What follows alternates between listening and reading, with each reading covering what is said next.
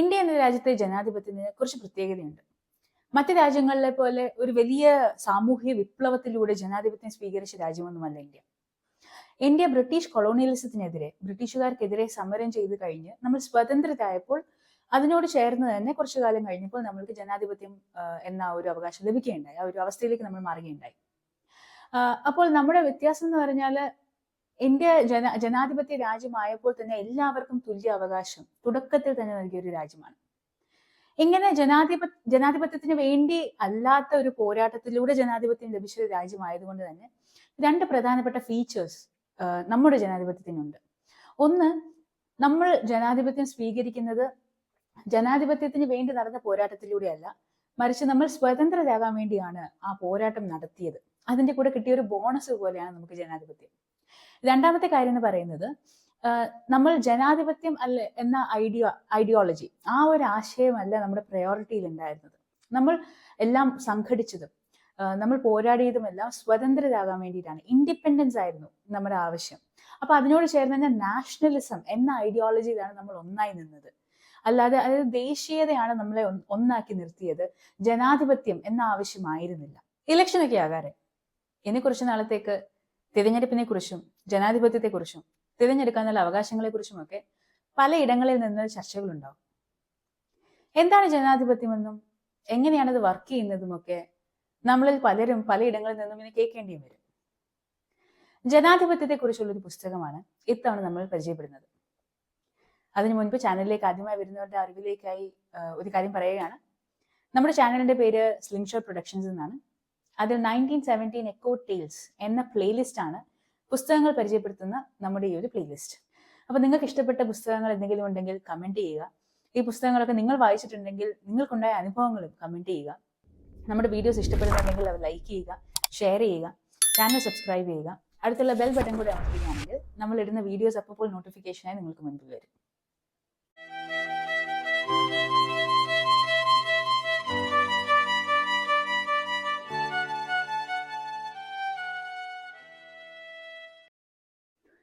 ഇന്ത്യയിലെ ജനാധിപത്യത്തെക്കുറിച്ച് സംസാരിക്കുമ്പോൾ, പ്രത്യേകിച്ച് ഇലക്ഷനൊക്കെ അനുബന്ധിച്ച് സംസാരിക്കുമ്പോൾ നമ്മൾ സ്ഥിരമായി കേൾക്കുന്ന ഒരു ചോദ്യമാണ്, ഇന്ത്യയിൽ തിരഞ്ഞെടുക്കാനുള്ള അവകാശം, നമ്മളൊക്കെ വോട്ട് ചെയ്യാനുള്ള അവകാശം, യഥാർത്ഥത്തിൽ നമ്മുടെ നേതാക്കളെ തിരഞ്ഞെടുക്കുവാനുള്ള അവകാശം നമുക്കുണ്ടോ, അതോ അത് നമ്മുടെ ഒരു തോന്നൽ മാത്രമാണോ, അതൊരു ഇല്യൂഷൻ മാത്രമാണോ? ഇനി അങ്ങനെ യഥാർത്ഥത്തിൽ അവകാശം ഉണ്ടെങ്കിൽ ആ അവകാശത്തിലൂടെ നമുക്ക് മെച്ചപ്പെട്ട ഒരു സാമൂഹ്യ അവസ്ഥ, മെച്ചപ്പെട്ട ഒരു സാമൂഹ്യ ലോകം സൃഷ്ടിക്കാൻ നമുക്കായിട്ടുണ്ടോ? ഇങ്ങനെയുള്ള ചോദ്യങ്ങളും സംശയങ്ങളും എല്ലാം ഒരുപാട് ആളുകൾക്ക് പല തരത്തിലും പല അവസരങ്ങളിലും ഉണ്ടായിട്ടുണ്ടാകാം.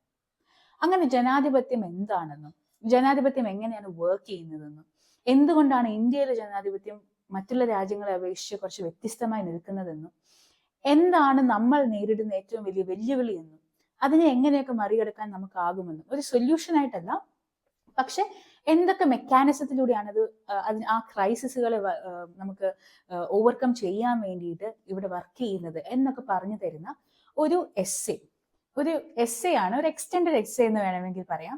അങ്ങനെ ഒരു എസ്സേ ഒരു പുസ്തകമായി പുറത്തിറക്കിയിരിക്കുന്നതാണ്. അതാണ് നമ്മൾ ഇന്ന് പരിചയപ്പെടുന്ന പുസ്തകം. പുസ്തകത്തിന്റെ പേര് ദ ബർഡൻ ഓഫ് ഡെമോക്രസി എന്നാണ്.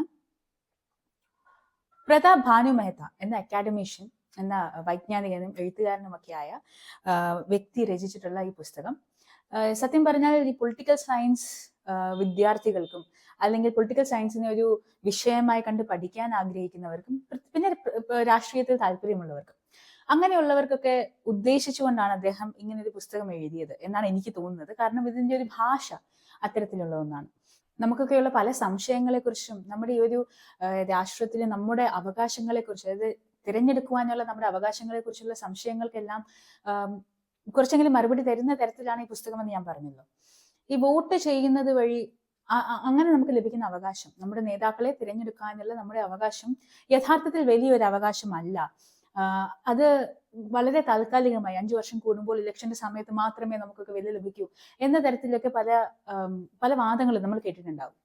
അത് പൂർണ്ണമായും ശരിയാണെന്നോ തെറ്റാണെന്നോ ഒന്നും ഇദ്ദേഹം പറയുന്നില്ല. പക്ഷെ ഇദ്ദേഹം ഹൈലൈറ്റ് ചെയ്യുന്ന ഒരു ഫാക്ടർ ഉണ്ട്. എന്താണെന്ന് വെച്ചാൽ ഇന്നലെ വരെ ഒന്നുമില്ലാതിരുന്ന, ആരുമല്ലാതിരുന്ന, തിരസ്കരിക്കപ്പെട്ട വെറും പ്രജകളായി മാത്രം, ഏതോ ഒരു ഭരണ കർത്താവിന്റെ പ്രജകളായി മാത്രം നിലനിന്നിരുന്ന, ആരുമല്ലാതിരുന്ന കുറെ ആളുകൾക്ക് ഞങ്ങളൊക്കെ ആരൊക്കെയാണ് ഞങ്ങൾക്കും ചില അവകാശങ്ങളുണ്ട്, ഞങ്ങളുടെ ആ ഒരു വോട്ടിനും വിലയുണ്ട് എന്ന് ആ ഒരു വില നൽകിയ ഒരു പ്രക്രിയയാണ് ജനാധിപത്യം. അതുകൊണ്ട് തന്നെ നമ്മൾ ഇന്ന് നിസ്സാരമായി കരുതുന്ന ഈ തിരഞ്ഞെടുപ്പ് എന്നുള്ള ആ ഒരു നമുക്ക് വോട്ട് ചെയ്യാനുള്ള അവകാശം വലിയൊരു കാര്യം തന്നെയാണ് എന്ന് അദ്ദേഹം പറയുന്നുണ്ട്. അതുകൊണ്ട് തന്നെ നമുക്ക് ഇന്ന് എത്രയൊക്കെ ഇത് അത്ര വലിയ സംഭവമൊന്നും അല്ല എന്ന് തോന്നുവാണെങ്കിൽ പോലും നമ്മളെ നമ്മളാക്കി നിർത്താൻ ഈ ഒരു അവകാശത്തിന് വലിയൊരു പങ്കുണ്ട്. അതിനോടൊപ്പം തന്നെ അദ്ദേഹം പറയുന്ന ഒരു കാര്യം എന്ന് പറഞ്ഞാല് നമ്മുടെ നാട്ടില് പല തരത്തിലുള്ള ആളുകളുണ്ട്, പല പല ഗണത്തിൽപ്പെടുന്ന ആളുകളുണ്ട്. നമ്മൾ ചെറിയ ക്ലാസ് മുതൽ കേട്ട് വളരുന്ന ഒന്നാണ് നാനാത്വത്തിൽ ഏകത്വം, യൂണിറ്റി ആൻഡ് ഡൈവേഴ്സിറ്റി എന്നുള്ളത്. പക്ഷെ ഇദ്ദേഹം പറയുന്നത് ഇന്ത്യയെ ഇന്ത്യയാക്കി നിലനിർത്തുന്നത് ഈ യൂണിറ്റി ആൻഡ് ഡൈവേഴ്സിറ്റി എന്നുള്ളതല്ല. നമ്മൾ ഈ നമ്മുടെ ഐക്യത്തിൽ നമ്മൾ നാനാത്വം കണ്ടെത്തുന്നു എന്നതാണ്. നമ്മൾ നമ്മളായി തന്നെ ഇരുന്ന് നമ്മൾ മറ്റുള്ളവരുമായും മറ്റുള്ള ഗ്രൂപ്പുകളുമായും ഒക്കെ നമ്മൾ പലതരത്തിലുള്ള ബന്ധങ്ങൾ സൃഷ്ടിച്ചുകൊണ്ട് അതിൽ നമ്മൾ ഐക്യപ്പെടുന്നുണ്ട്. അങ്ങനെയാണ് ഇന്ത്യയായി തന്നെ നിലനിൽക്കുന്നത്. അതുകൊണ്ട് തന്നെ പലതരത്തിലുള്ള അസമത്വങ്ങൾ ഈ രാജ്യത്തുണ്ടെങ്കിലും ആ അസമത്വങ്ങളെ എല്ലാം ഓവർകം ചെയ്ത് നമുക്ക് അവകാശങ്ങൾ നൽകാൻ ഈ ജനാധിപത്യം എന്ന് പറയുന്ന ഈ ഒരു അവസ്ഥയ്ക്ക് വലിയൊരു പങ്കുണ്ട്. അതോടൊപ്പം തന്നെ അദ്ദേഹം പറയുന്ന മറ്റൊരു കാര്യമുണ്ട്. നമ്മളെ പലരും പല അവസരങ്ങളിലും പറഞ്ഞിട്ടുണ്ടാകാം, രാഷ്ട്രീയം ഭയങ്കര എന്താ പറയാ മോശമായിട്ടുള്ള കാര്യമാണ്, രാഷ്ട്രീയക്കാരെല്ലാം മോശക്കാരാണ്, രാഷ്ട്രീയം ഭയങ്കര ഒരു എന്താ പറയാ നമ്മളൊക്കെ അതിൽ നിന്ന് ഏറ്റവും മാറി നിൽക്കുന്നതാണ് നല്ലത് എന്നൊക്കെ നമ്മൾ പറയുകയോ അല്ലെങ്കിൽ നമ്മളെ പഠിപ്പിച്ച് പല ഇടങ്ങളിൽ നിന്ന് നമ്മളെ പഠിപ്പിക്കുകയൊക്കെ ചെയ്തിട്ടുള്ള ഒരു കാര്യമായിരിക്കാം. പക്ഷെ ഇദ്ദേഹം പറയുന്ന മറ്റൊരു കാര്യമുണ്ട്.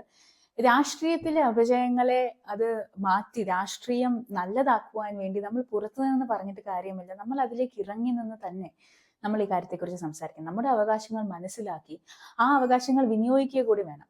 ജനാധിപത്യം എന്ന് പറയുമ്പോൾ തിരഞ്ഞെടുക്കാനുള്ള അവകാശം മാത്രമല്ല, നമ്മുടെ കൂടെയുള്ള ആളുകളെ, മറ്റുള്ള വ്യക്തികളെ അവർ അർഹിക്കുന്ന നമ്മൾ എങ്ങനെയാണ് എന്ന് നമ്മൾ ആഗ്രഹിക്കുന്നു അതുപോലെ തന്നെ നമ്മൾ അവർക്ക് വിശ്വാസം നൽകി നമ്മൾ അവരെ ബഹുമാനിച്ച് അവരെ സ്നേഹിച്ചുമെല്ലാം ഒന്നായി നിൽക്കുമ്പോൾ മാത്രമേ ഈ ജനാധിപത്യം എന്ന പ്രക്രിയ അതിന്റെ പൂർണ്ണ അവസ്ഥയിലേക്ക് മാറുകയുള്ളൂ.